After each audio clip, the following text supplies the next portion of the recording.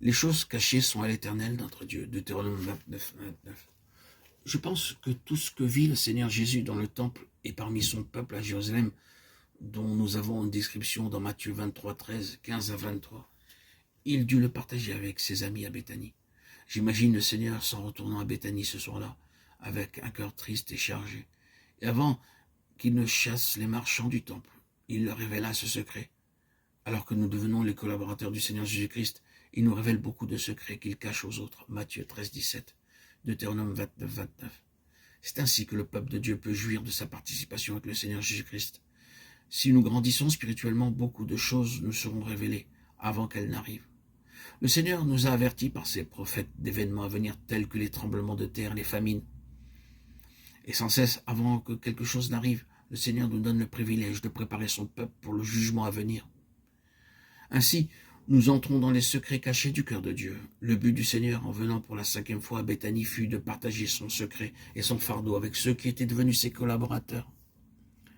L'Éternel, ton Dieu, est au milieu de toi, comme un héros qui sauve. Il fera de toi sa plus grande joie. Il gardera le silence dans son amour. Sophonie 3, 17. La 6e venue du Seigneur Jésus à Béthanie nous est relatée dans Marc 11, 19.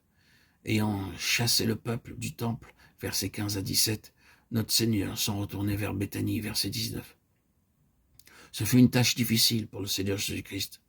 Il manifesta de l'amour et de la compassion à tout le peuple, mais parce qu'ils n'acceptèrent pas son témoignage, ils durent être jugés. Il renversa les tables et fit sortir le peuple à l'aide d'un fouet. Attristé, il revint à Béthanie, où il trouva un repos réel et de la satisfaction.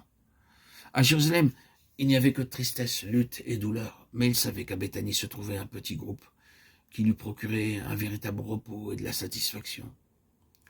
Le Seigneur Jésus-Christ ne considéra jamais Jérusalem comme son foyer, mais à Béthanie, il pouvait partager son fardeau, sa tristesse. Il trouvait du réconfort et y était fortifié. Quel mystère! Le Seigneur Jésus, notre Créateur, cherchait le réconfort auprès de son peuple. Il montrait combien il désirait être réconforté. Il n'éprouvait jamais de tristesse à Béthanie à cause du chaleureux accueil que lui réservaient ces quelques-uns qu'il aimait. À Béthanie, il trouvait un repos, une paix, un réconfort véritable, et aussi ceux qui désiraient l'écouter. Seigneur, que veux-tu que je fasse? Acte 9, 6. Les enfants en général ne vont voir leur père que lorsqu'ils désirent, des bonbons ou autre chose, mais ils ne disent jamais, Père, puis-je faire quelque chose pour t'aider? Tu as l'air si fatigué et triste, puis-je faire quelque chose pour alléger ton fardeau? Il y en a très peu de cette sorte. Cependant, certains enfants, lorsqu'ils considèrent le visage de leur père ou de leur mère, disent « Repose-toi, je ferai tout le travail ». C'est la bonne attitude. Dites-vous, maintenant Seigneur, dis-moi comment je peux te plaire, te satisfaire et t'apporter du repos, du réconfort. Il répondra à ceux qui demandent. Il nous dira ce qu'il désire, comme il le fit pour ceux de Béthanie, qui lui procurèrent de la satisfaction, du réconfort, du repos et de la paix. Si nous désirons croître spirituellement, notre attitude quotidienne devrait être « Seigneur, je ne m'occupe pas de mes problèmes ou de mes besoins quels qu'ils soient. S'il te plaît, dis-moi, où veux-tu que j'aille pour rencontrer et aider une personne? Y a-t-il quelque chose que je puisse faire pour toi, qui serait en accord avec ta parfaite volonté, qui t'apporterait davantage de joie, de bonheur et de paix ?» Alors il vous dira où aller et que faire.